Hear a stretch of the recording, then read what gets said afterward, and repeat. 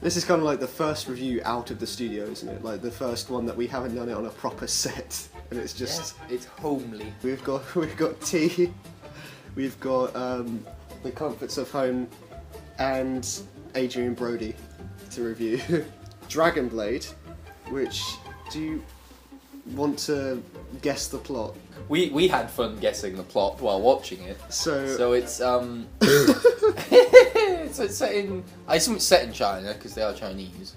Yeah, that was the one bit that I was relatively sure about. Right, okay, it's set in China. We don't know much. We watched the film and we don't get it. Yeah. So it's set in China, in the time when the Romans were around. So whenever that is, and John Cusack is what was he, a general?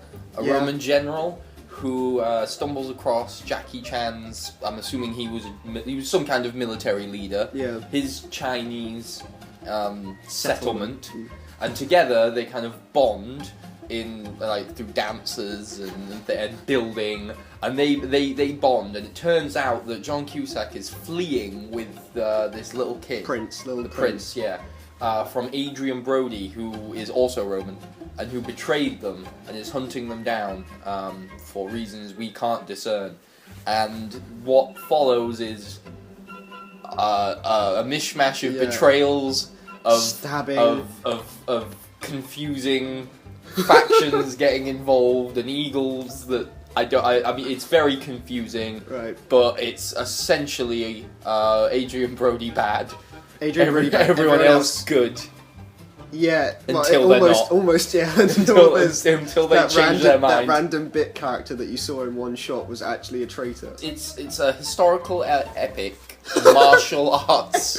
It's a historical epic martial arts film with a scene from Step Up inserted partway through. So yeah, well, I'll start off with the positives in that I don't want to be stereotypical, but they must not pay their extras a lot in this film because there's so many extras. There's a lot. It's like, considering it's such a, I mean, let's not be presumptuous and say a cheap film, but it's not high profile expensive in the way that some Chinese films can be, like the Crouching Tiger or whatever. But it does feel quite big in terms of the extras and the scale. Yeah. Not so much in terms of the visual quality of what's happening. I mean, and it's kind of normally when they have lower budget kind of epic films, as you said, it's always green screen galore. But you felt like, I think the main bit that they spend a lot of time in, it's all practical sets. Yeah, the choreography. And the choreography. Well, basically, it has two directors. It has what was his name? Daniel Lee. Daniel Lee. Daniel Lee's the director, and then Jackie Chan is the action director. Jackie Chan is responsible, therefore, for everything. It's basically just choreographer, then, isn't it? Yeah, because some of the choreography is actually there was genuine bits where I was going, "That's cool." It's the typical Jackie Chan kind of action where he uses the environment in clever ways, but it's clever and it's good. But the way it's shot doesn't really service it in any way, shape, or form. No, it's just random cuts and random slow mo. There was a part where I just thought the DVD had kind of broken. Because it just stopped, but it turned out it was proper stop frame slow motion. But I was really oh shit, is it broken? It wasn't. But it's just, there were so many stupid parts to this film. My favourite, so it starts off, the actor. Yeah, he was good. So there's this prince that's blind, that you don't realise he's blind for about, it took us a while. About 10 minutes in. Catch on. But, so he's got this guardian who's the most emotive actor I think I've ever seen.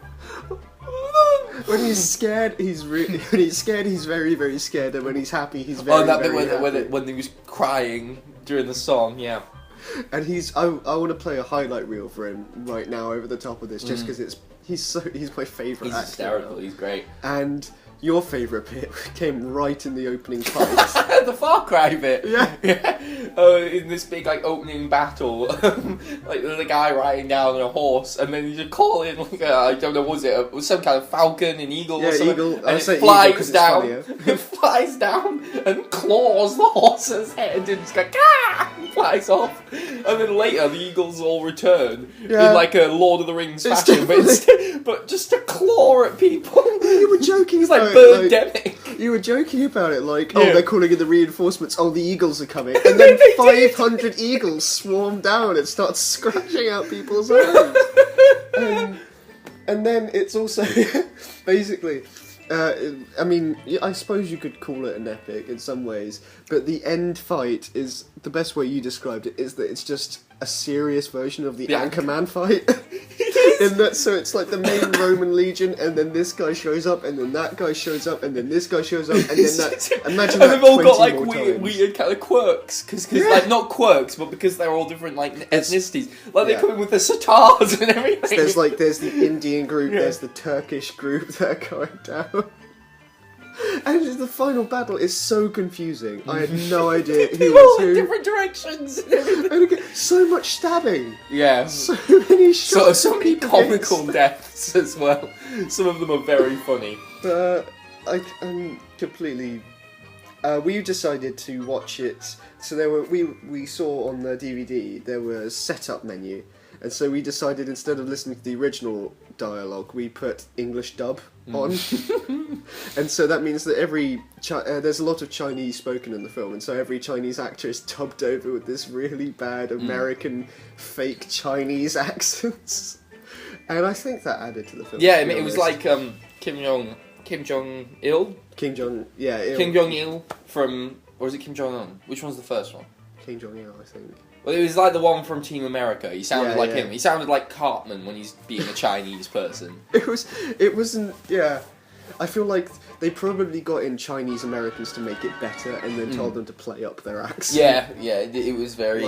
I won't do it because that would be racist for me, but it's every kind of stereotype of the accent that you can imagine.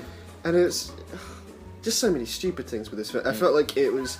You know how you said that Transformers 4 was taking moments aside to market to China? Yeah. I felt like this did the opposite, where it took the occasional moment to say, by the way, also Hollywood people like this. It felt like a very, very much a Chinese blockbuster. We liked like the first half, before Adrien Brody properly shows up.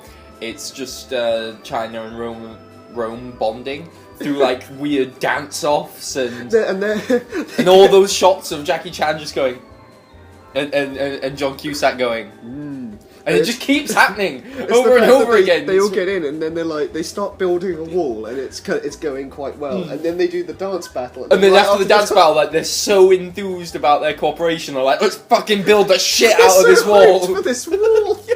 Yeah! Build the fuck out of this wall. They're like pointing at diagrams so enthusiastically, and then it was a cracking film. The acting is bad. Yeah. Let's call it as bad. Yeah, no, it's bad. Like particularly Adrien Brody is quite, because like he's a like very cartoonishly evil. Like he goes for like the proper hammy evil, which is fine, but then sometimes he's not, and he's like sympathetic. He does the typical whisper shout thing. Yeah. Where it's either whispering or shouting for dramatic effect. And I mean, if it wasn't for how much more boring it gets in the second half, I'd say it's quite a good film to watch just for so bad it's good that you'll enjoy it. Yeah.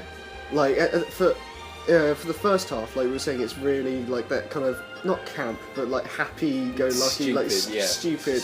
And it's that's like actually genuinely enjoyable, when it's like they're bonding, and then when the fighting actually starts happening, it gets competent. But it also gets better filmmaking at the same time. But in between the fighting, the serious stuff is very dull and very confusing. It's so confusing. There's whole aspects to the plot that I don't understand. Like, who was his teacher? The Jackie Chan's wife, sort of.